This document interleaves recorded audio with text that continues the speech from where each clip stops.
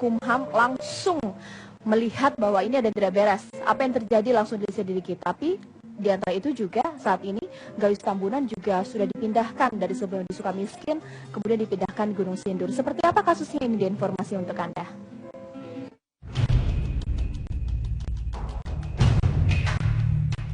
Gayus Halomuan Tambunan menjalani masa isolasi di Lapas Gunung Sindur, Bogor, Jawa Barat. Selama sepekan ke depan, terpidana kasus korupsi pajak yang divonis 30 tahun penjara itu tidak diperbolehkan dibesuk dan berkomunikasi dengan siapapun, termasuk pihak keluarga. Gayus ditempatkan di blok baru khusus napi kelas kakap yang memiliki penjagaan maksimum. Karena menempati sekarang masih di isolasi ya, kita tidak diperkenankan selama kurang lebih 1 minggu ini, tidak boleh dikunjungi, ya, mengikuti kegiatan-kegiatan yang lain juga tetap di dalam kamar. Seperti itu. Ulah Gayus yang bisa pelesiran dalam masa tahanan di lapas-lapas sebelumnya membuat Lapas Gunung Sindur berbenah. Lapas yang baru beroperasi pada tahun 2013 itu memiliki penjagaan berlapis 3 ring. Lapas ini dilengkapi dengan barikade kawat berduri yang dipasang mengelilingi tembok lapas setinggi lebih dari 10 meter. Sementara itu, blok khusus yang dihuni Gayus memiliki 40 kamera CCTV yang dipasang di setiap sudut blok. Pihak lapas memastikan Gayus tidak akan bisa lagi seenaknya pelesiran jika sudah menghuni Lapas Gunung Sindur ini. Ada di Lapas Gunung Sindur ini satu ruang kunjungan khusus, di mana di situ juga tidak bisa antara pengunjung dengan BPP, tidak bisa berkontak langsung, salah satunya itu. Lapas Gunung Sindur selama ini diperuntukkan bagi tahanan bandar narkoba dan pelaku kriminal lainnya. Saat ini ada 465 napi penghuni lapas.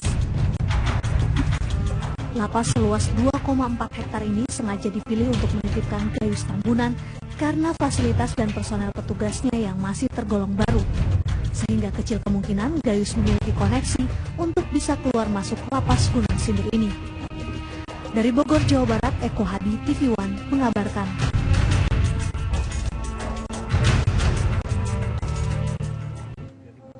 Ya pemirsa, sepertinya sesuai dengan judul ini langsung Menkumham atau Kemenkumham langsung mengambil respon yang cukup cepat, dipindahkan langsung ke lapas di Gunung Sindur. Akan tetapi juga saat ini penyelidikan dilakukan terus untuk melihat sebenarnya siapa yang salah dengan jalan-jalannya Gayus di saat yang tidak tepat. Dan di sini tentu saja pasti akan bisa menjawab apa yang kemudian saat ini terjadi. Bagaimana dikatakan bahwa saat ini di Indonesia orang keluar masuk meskipun dia sudah terdakwa atau terpidana ini agak gampang gitu. Katanya memang agak kurang ketatnya gitu, dan kurang tegasnya aparat dari Kemenkumham katanya yang saat ini mengawasi para terpidana kita. Saat ini juga di sini ada dari Kahumas di Jenpas ya, Pak Akbar Hadi di sini, dan juga ada Mas Arswendo nanti akan bercerita bagaimana kemudian dulu sempat 5 tahun di penjara, benar nggak sih orang gampang keluar masuk, dan di sini juga, nah itu juga ya, dan Mbak Sintiara Alona sempat juga 3 bulan merasakan hidup di penjara pastinya.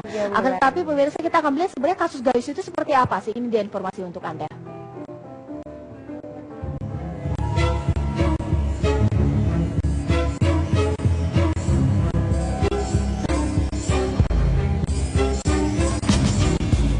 Kabur dari sel penjara dan berada di ruang publik dengan begitu leluasa memang bukan kali ini saja terjadi. Sebelumnya, ia juga tercatat pernah melenggang dari rumah tahanan Brimo pada tahun 2010. Gayus kerap berada di luar penjara dan pelesiran. September 2010, Gayus tercatat pelesiran ke Makau, Singapura, dan Kuala Lumpur. November 2010, Gayus juga menonton pertandingan tenis internasional di Bali, dan terakhir pada September 2015, Gayus menikmati makan di sebuah restoran di Jakarta. Jejak Gayus Tambunan begitu kontroversi. Mahkamah Agung menolak permohonan peninjauan kembali atau PK yang diajukan oleh mantan pegawai pajak Gayus Tambunan. Dan total hukuman penjara yang harus dijalani Gayus selama 30 tahun. Namun bagi Gayus, hukuman selama itu tidak membuat langkahnya terhenti menghirup udara bebas di luar penjara. Puan mengabarkan.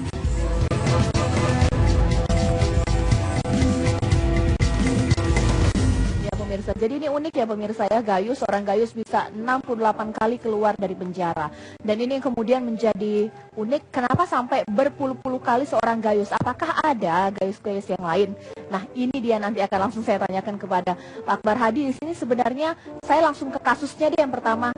Ini kok bisa ya orang yang kemudian keluar dalam rangka menghadiri sidang perceraian, tapi jalan-jalan kalau istilah anak muda zaman sekarang selfie-selfie sambil makan sama dua wanita cantik. Ini gimana ceritanya? Nah ini harus kita luruskan dulu Mbak ya. Jadi sekali lagi bahwa, dan perlu kita garis bawahi, jangan sampai seolah-olah Kemenkumham yang berdosa gitu sampai 60. Jadi kami tegaskan kembali bahwa 68 kali itu belum dalam kewenangan Kementerian Hukum dan HAM. Jadi kembali kami sampaikan kepada masyarakat juga, masyarakat biar memahami bahwa jangan sampai di luar kewenangan Kemenkumham. Nah Kemenkumham yang menanggung dosanya. Nah ini harus kita luruskan, itu yang pertama. Yang kedua, kasus ini terkuak ketika media sosial itu mengangkat foto. Nah oleh karena itu hari itu juga, hari Senin yaitu mulai rame, Kakanwil Kemenkumham Jawa Barat langsung membuat respon yang cepat, langsung membentuk tim yang diketuai oleh Kepala Divisi Pemasyarakatan Jawa Barat. Dan hari itu juga ada kesimpulan sementara. Dan kita juga dari kantor pusat tidak mau ketinggalan, kita juga langsung merespon, melakukan tindakan cepat, tim kita dari kantor pusat turun ke Jawa Barat dan langsung melakukan pemeriksaan terhadap Gayus maupun pengawalnya. Alhasil dalam waktu 2 hari kita ada sebagian kesimpulan, diantaranya adalah yang pertama, Saudara Gayus mengakui bahwa setelah sidang itu sempat mampir ke restoran, dan itu juga diakui oleh pengawalnya. Nah tentu saja dari kasus ini kan ada kesalahan prosedur yang ditempuh ya, dan oleh karena itulah pada saat hari pertama, hari Senin itu Gayus sudah dipindah ke diisolasi ya di Lapas Sukamiskin. Nah kemudian juga pada hari Selasa langsung kita pindahkan ke Lapas Gunung Sindur yang mempunyai pengamanan yang maksimum ya. Jadi artinya di sana yang memang Lapas Gunung Sindur ini kan didesain awalnya untuk umum ya tahun 2013. Namun karena kebutuhan awalnya itu adalah untuk bandar narkoba. Nah di sana ada pengaman maksimum. Nah selanjutnya tim kami terus bergerak. Jadi beberapa usulan-usulan yang mungkin nanti akan kami sampaikan. Ini kan belum selesai ya. Mudah-mudahan minggu depan ini sudah ada rumusan untuk bahan awal untuk Inspektorat Jenderal. Jadi kalau di Ditjen Pemasyarakatan itu sifatnya rekomendasi hasil pemeriksaan untuk kemudian dilaporkan ke Bapak Menteri Hukum dan HAM dan akan ditindaklanjuti oleh Inspektorat Jenderal Kementerian Hukum dan HAM. Oke, Pak, ini kan kalau ada yang bilang ini kan jangan-jangan ini karena yang ketahuan aja ini di foto. Apa mungkin sebelum-sebelumnya ini pernah terjadi? Mungkin nggak ketahuan aja. Jadi kami juga membuka diri ya. Jadi pertama kami sampaikan apresiasi kepada masyarakat yang sudah mengupload. Ini masukan sekaligus kritik bagi kami untuk memperbaiki apa yang telah kami susun. Dan ternyata memang kita akui memang masih ada celah-celahnya. Dan kami juga tidak menutup diri seandainya ada masyarakat yang mengetahui ada warga binaan yang harusnya ada di dalam ternyata di luar, itu tolong sampaikan ke kami. Jadi tidak jadi gosip dan opini saja. Buktikan dengan bukti-bukti yang konkret gitu. Dan itu juga kami juga beberapa progres yang sudah kita lakukan. Di antaranya adalah kita membangun sistem informasi pemasyarakatan. Sistem informasi pemasyarakatan ini yang nantinya kita harapkan bisa memantau gerak-gerik warga binaan dan kita bisa ketahui apakah warga binaan itu ada di dalam atau tidak. Dan ini bisa dipantau dari Ditjen Pemasyarakatan maupun di Pak Menteri gitu. Baik. Dan ini sedang progres. Ini kan kasusnya sekarang pemirsa. Lantas kita berkaca bagaimana kemudian pada saat dulu, kalau Mas Arswendo dulu tahun 90 pada masa Orba ya Mas ya, benar nggak sih orang gampang keluar masuk asal ada uangnya? Ya kalau pintunya bisa dilewatin, saya kira tetap bisa. Kalau Kan ada sipirnya. Ya, Sipirnya ada. ya kalau Katanya ada. selama pintunya masih bisa dibuka, ada ya pasti bisa lah keluar masuk. Gimana caranya? Ya gimana? Mekanisme itu sudah ada. Oke. Contohnya tadi menghadiri perceraian atau menghadiri perkawinan sanak saudaranya. Bisa aja. Atau yang paling sering digunakan nyakit, jadi pura-pura sakit. Karena di dalam lapas itu sendiri tidak ada dokter spesialisnya, dia boleh berobat keluar. Dan itu tata keramanya boleh. Nah kalau berobat keluar ya mampir dulu lah. Ya iyalah, 30 tahun nggak pakai mampir ya pusing kepala kita. Oke. Ya, Jadi ini benar, jangan ketawa loh, ini benar serius. Jangan disangkanya nggak ini. Ya memang Oke. di kita itu kan ada sah ya, artinya di PP 32 Iya. tahun 99 itu di sana menyantumkan bahwa seorang narapidana itu bisa dimungkinkan untuk keluar lapas. Iya. Ya, jadi yang pertama adalah karena hak keperdataan, hak keperdataan. Nah, kemudian juga ini yang tadi sampaikan sama Bang Arswendo tadi, ya karena mungkin alasan menikahkan sebagai wali nikah ya. Ya. Kalau wali nikah kan tidak bisa diwakilkan. Nggak bisa. Nah, kemudian seandainya ada keluarganya yang meninggal dunia, ada yang Tapi sakit parah, saya ingat banget atau bagi waris. Pak Antasari dulu sempat disulitkan untuk kemudian keluar. Kenapa kemudian Gayus begitu gampang gitu ya diizinkan? Malah dia sempat jalan-jalan dulu makan. Sebetulnya bukan Enggak. disulitkan, kan waktu itu juga beliau juga Bisa, bisa Oke. menghadiri. Ya Cuma mungkin tidak ya. prosedurnya kan memang ada beberapa Oke. tahapan Baik. itu melalui. Tapi oke, ya, alasannya proses ya. pergi benar, tapi Iya. kemudian dia tidak sesuai dengan jadwal dan kemudian makan di luar itu salah secara prosedur. Dalam pemeriksaan tim kami memang diakui bahwa ada kesalahan prosedur yang dilakukan petugas kita. Tapi kan secara garis bawah itu sudah luar biasa itu. Coba bayangkan kalau memang sebelumnya di tempat lain itu bisa kemana-mana. Ya. Dan ini kan masih rasional kalau menurut saya. Karena apa? Untuk kan dia tidak melarikan diri. Iya. Nah, dia hanya Enggak, dan makan. enggak salah. Iya, Dia dan berhenti makan. makan apa salahnya? Juga ada perjalanan begitu panjang. Nyari-nyari Cuman memang kesalahan walaupun ada. demikian tetap ada kita kan ada prosedur. Kalau memang sudah diikuti pengadilan sidang pengadilan agama ya harusnya segera kembali ke lapas. Kalau Ya, dia Pak, memakan, enggak, itu teori aja, Pak. Kalau Enggak memakan bisa, kan bukan, Pak, bukan. Saya ya, justru paling tidak ingin dekat sana. membela ini bahwa ini bukan kesalahan Gayus semata-mata, bukan kesalahan sipir Jadi semata-mata. salah siapa? Salah kita semuanya. Karena strukturnya memungkinkan itu. Yang memberi izin Gayus keluar ikut bertanggung jawab. Itu Kalapas, mungkin dari Kemenkumham, menterinya ikut harus ngerti bahwa ini persoalan ada. Tapi ada juga yang menganalisis bahwa jangan-jangan ada hidden agenda di balik kejadian ini. Karena seperti disengaja, kemudian difoto, lalu diupload di Facebook dengan tanggal yang beda ya, tanggal yang Ya. salah ya. Seharusnya 9 September, tapi ada 9 Mei kemudian diupload. Sebenarnya kalau Mas Arswendo sebagai dulu kan mantan jurnalis, apa yang kemudian terjadi saat itu? Kedua lah, karena ini beranteman, nggak dapat duit, tadi unggul bisa juga karena dia mau pindah supaya kemudian dipindah tempat baru, nah nanti lebih gampang ketemu bini baru apa-apa. Tapi Ini kan masih- pikiran-pikiran liar yang mungkin. Tapi gini, Pikiran liar. kata saya itu cuma mau menekankan, kita boleh meramaikan ini. Intinya adalah bagaimana struktur yang membawa dinamika tadi bisa keluar hak pidana perdatanya ke arah sana, tapi tidak hanya menyalahkan kemudian kalau udah keluar, oh Gayus, kasihan dong. Oh sipirnya yang salah, kasihan. Bukan ini penyelesaiannya. Sistemnya. Bukan. Baik. Mbak Alona di sini juga bisa sharing ya dengan kita. Sebenarnya pada saat kemudian kemarin 3 bulan ya Mbak ya di lapas, sebenarnya benar nggak sih gampang beberapa orang dengan uang atau dengan kekuasaan bisa keluar masuk dari lapas? Duh, jangan Itu ketawa sih dong, yang benar enggak, gimana? itu enggak, soalnya pertanyaannya sangat enggak benar banget. Oh, Enggak, benar. sangat-sangat enggak benar sekali.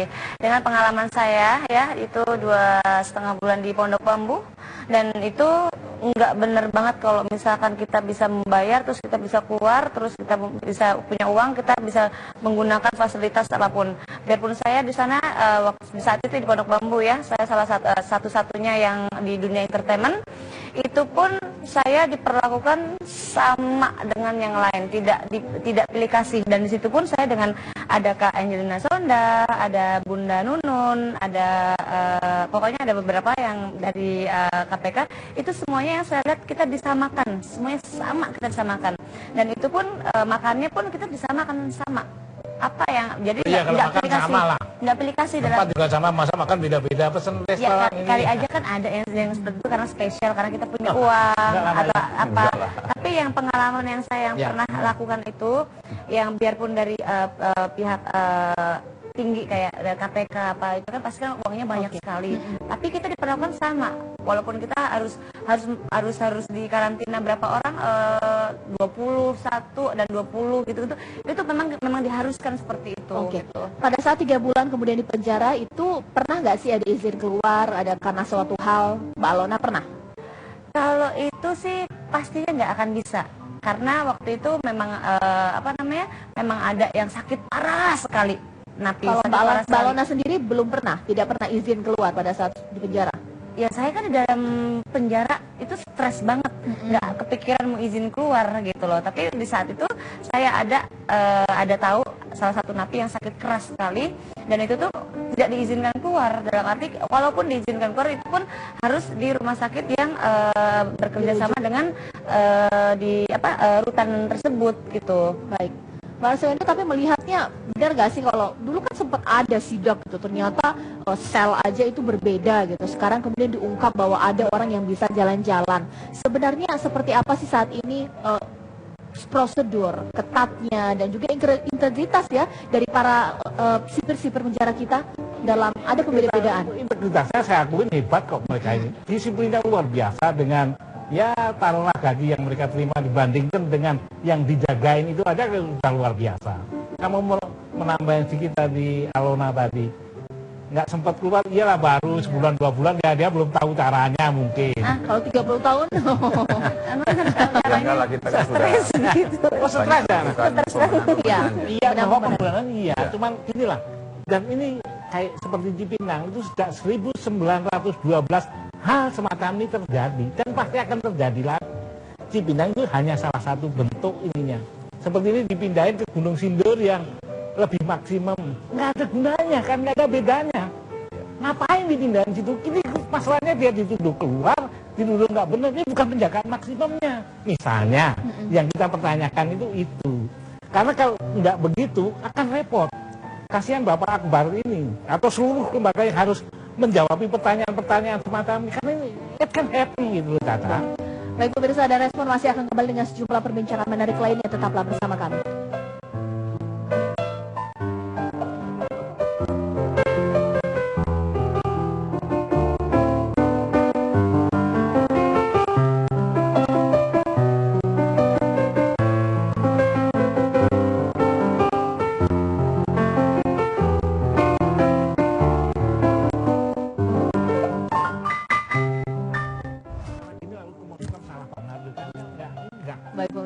Tadi sudah dikatakan Pak Akbar Hadi bahwa saat ini Gayus Tambunan sudah dilimpahkan ke penjara di Gunung Sindur. Dikatakan ini pengamanannya cukup ketat. Ini merupakan lapas yang khusus bagi terpidana narkoba ya Pak ya. Sebenarnya kalau misalnya ada yang bertanya, apa sih ada pembeda-bedaan? Ada lapas khusus koruptor, ada lapas khusus terpidana narkoba. Sebenarnya bedanya itu kenapa sih dibedakan? Jadi kan kita ketahui semua bahwa lapas khusus yang didesain untuk maksimum security itu adalah untuk antisipasi terjadinya pelanggaran-pelanggaran yang dilakukan, seperti misalnya masih bisa menggunakan atau komunikasi dengan pihak luar. Nah inilah yang kita bangun. Nah seperti halnya di lapas Gunung Sindur, kunjungan pun itu dibatasi, artinya ada sekat. Ini hanya menggunakan, kalau di lapas biasa itu kunjungan bisa langsung. Nah, di lapas maksimum security itu rata-rata punya pembatasan-pembatasan. Di antaranya itu tadi, ruang geraknya juga dibatasi. Nah, itulah kita bangun namanya sistem informasi pemasyarakatan. Dan Pak Menteri pun sekarang bisa mantau ruang kunjungan di Nusa Kambangan. Dan nantinya juga kita akan kembangkan bukan hanya di Nusa Kambangan saja. Salah satunya adalah di Gunung Sindur nanti juga akan Iya, tapi bisa masalah mantau pergerakan Gayus warga ini publik. Pak bukan masalah dia ada kunjungan yang salah atau mungkin dia berkomunikasi kemudian diketahuan. Ini masalah kan dia keluar, kemudian Iya. makan-makan di luar sidang, tempat sidang, luar di mall lah istilahnya seperti itu. Ini kan masalah prosedur gitu. Kenapa mesti dipindah? Kenapa prosedurnya saja tidak diperbaiki? Ya memang pertama tentu saja kita akan cek lagi prosedurnya. Yang jelas kemudian itu sanksi ya, sanksi terhadap narapidana yang melakukan pelanggaran. Yang bersangkutan kan sudah berikan untuk kesempatan mengikuti pengadilan perceraiannya, tapi disalahgunakan dengan merayu petugas untuk mampir ke salah satu makan. Nah ini kan merupakan satu kesalahan ya, kesalahan yang memang harus ada sanksi.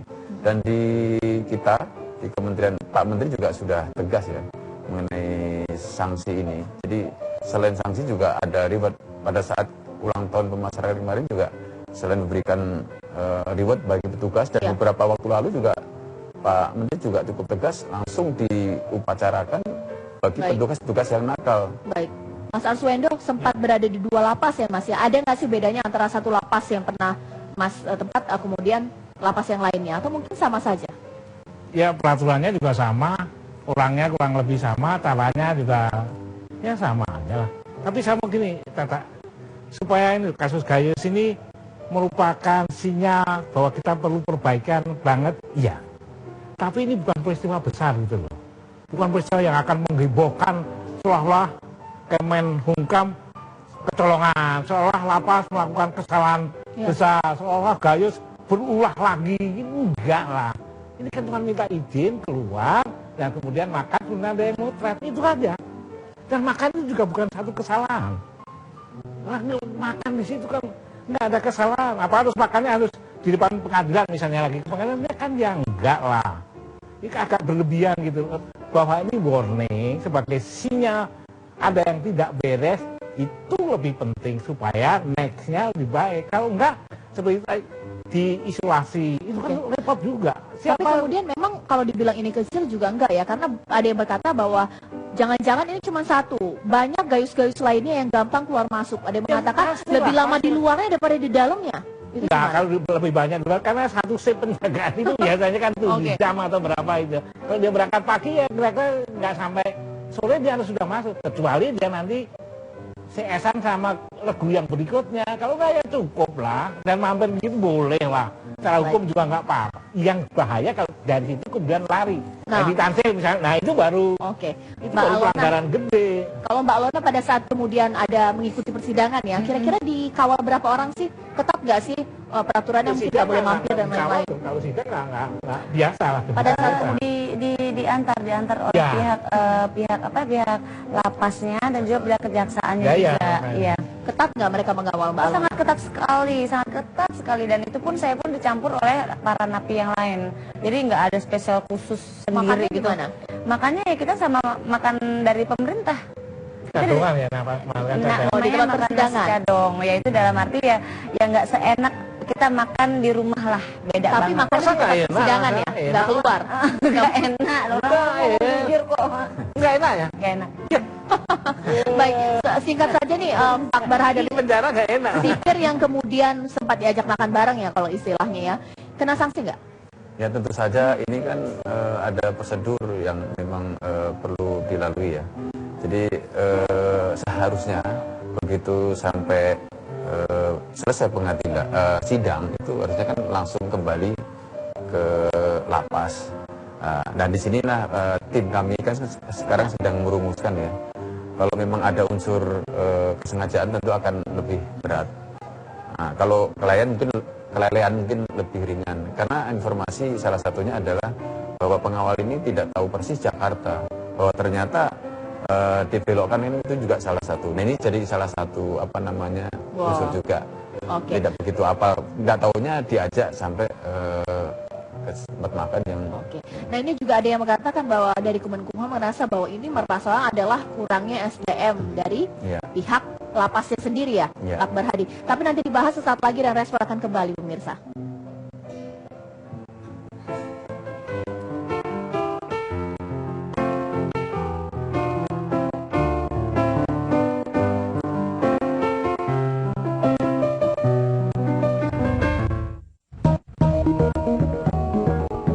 Gayus Halomuan, Tambunan kembali menjadi perbincangan. Pemicunya, foto pria mirip Gayus yang berada di sebuah restoran beredar di media sosial. Padahal Gayus saat ini tengah menjalani hukuman 30 tahun penjara. Dalam foto yang diunggah oleh akun Baskoreh Indrawan, Gayus terlihat duduk semeja dengan dua orang wanita. Foto tersebut dinyatakan diambil pada tanggal 9 September 2015 lalu.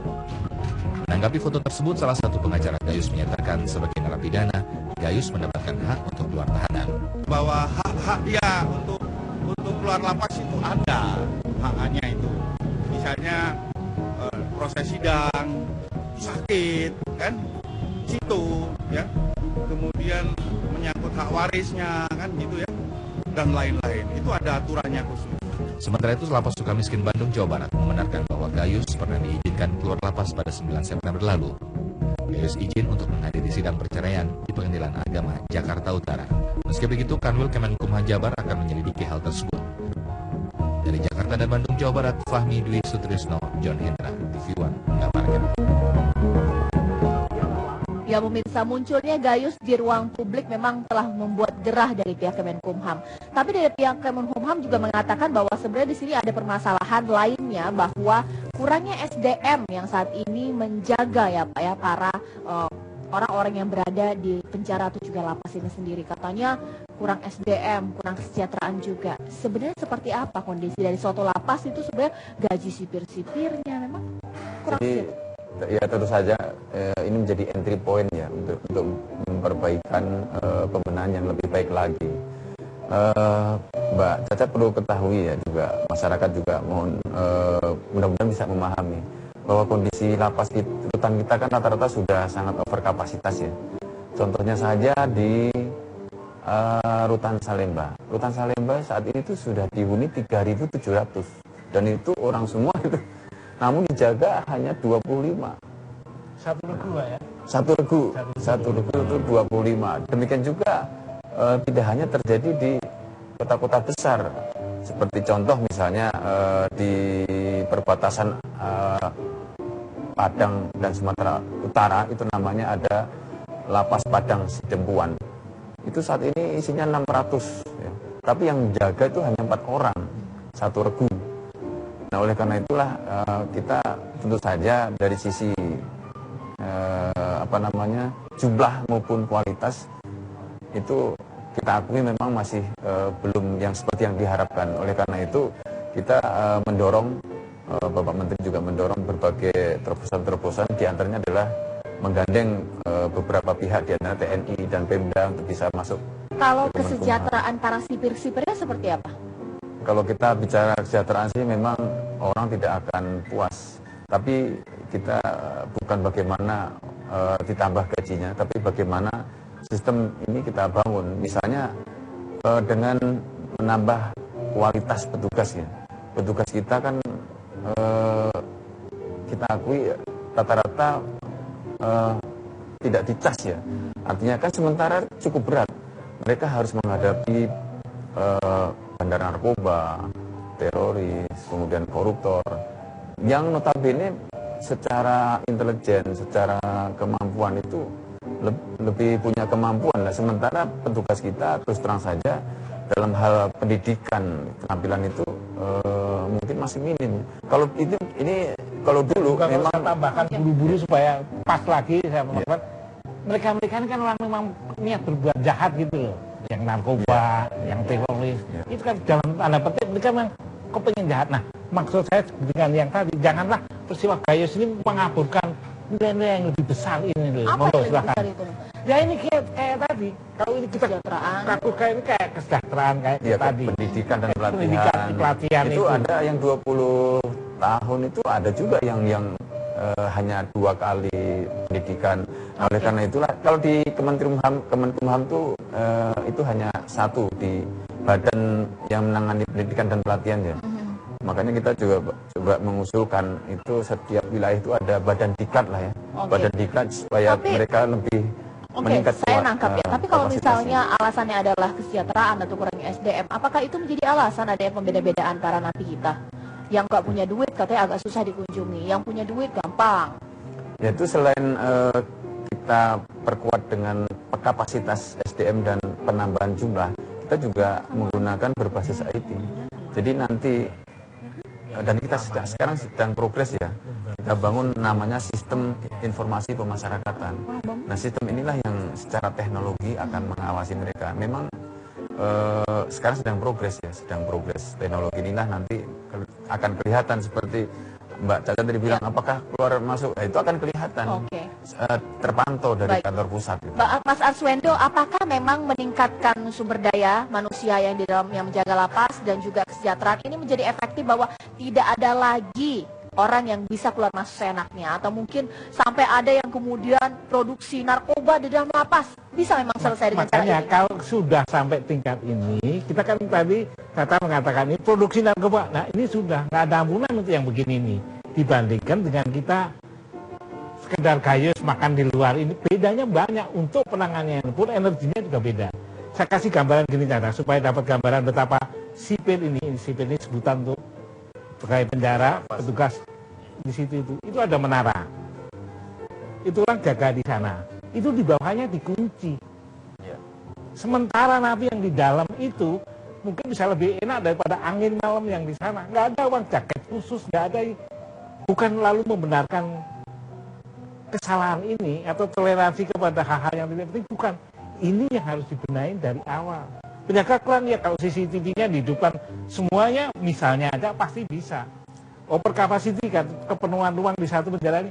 Kalau semuanya punya data bagus, saya kira iya. Saya pernah mengusulkan gini, kartu Indonesia bebas. Tuh.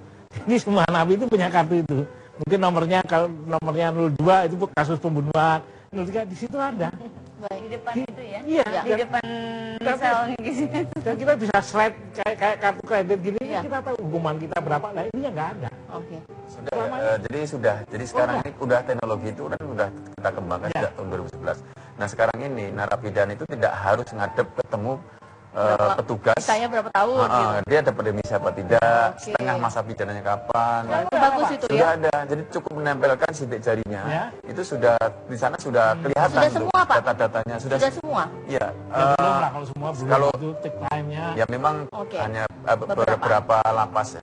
Tapi sudah 100 kok, sudah 100-an lebih. Berarti perbaikan di lapas-lapas sudah dilakukan. Baik Mbak Alona, waktu itu pada saat kemudian di penjara 3 bulan, kira-kira banyak nggak sih petugas yang berjaga? Cukup ketat nggak sih di dalam sana? Oh sangat cukup ketat ya, apalagi kan saya juga 2 tempat. Pertama itu di Pondok Bambu, ya penitipan dari pihak keimigrasian. Kedua yaitu adalah yang di Tangerang, karena kan saya kan TKP-nya itu di bandara. Ya saya tidak mengetahui kalau memang itu paspornya ternyata palsu karena kan dari calo ya. Nah itu sih sangat ketat sekali, sangat ketat sekali, dan kita malah diberikan oleh pihak yang ada di lapas, kita diberikan pelajaran kayak kita bikin bunga, kita bikin tempat tisu, apa semuanya. Dan saya juga ada satu diajarin terus jadi kalau di lapas wanita itu tuh malah kita tuh diajarin diajarin banyak hal gitu loh, kayak misalkan sepertinya menarik, tapi kenapa kemarin sempat di beberapa media online mengatakan stres gitu di dalam lapas, itu kenapa itu? Jelas ya stres karena saya merasa saya merasanya seperti ini, saya ngerampok enggak, maling enggak, bunuh enggak, melakukan kejahatan enggak, tiba-tiba saya di penjara. Gitu loh. Dan saya sangat shock sekali, dan itu masalah paspor yang saya tidak mengetahui kalau misalkan itu adalah paspor palsu dan diperpanjang. Yang saya itu kan saya mempunyai paspor. Paspor itu kan kalau misalkan udah expired kan kita harus diperpanjang dan harus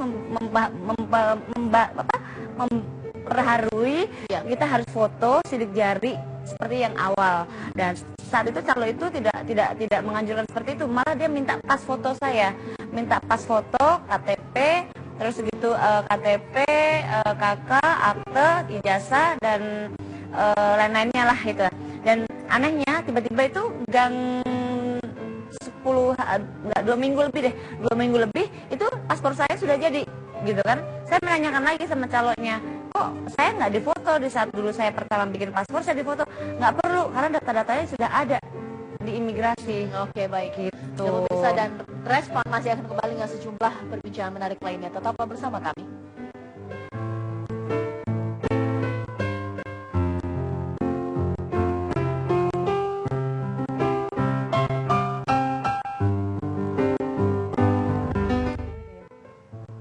Baik pemirsa, kembali lagi direspon. Pak Barhadi, dengan nakalnya Gayus ini keluar tapi kemudian makan di restoran, kira-kira akan susah nggak sih nanti dia dapat remisi? Pikir-pikir lagi nggak Menkumham kalau misalnya kemudian dia dapat remisi?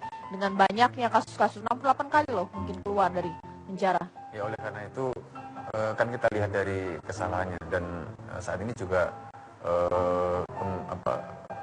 Divisi Pemasyarakatan atau Kanwil Kemenkumham Jawa Barat itu sudah merespon dengan cepat ya, dengan memindahkan dari lapas Sukamiskin ke lapas Gunung Sindur yang sudah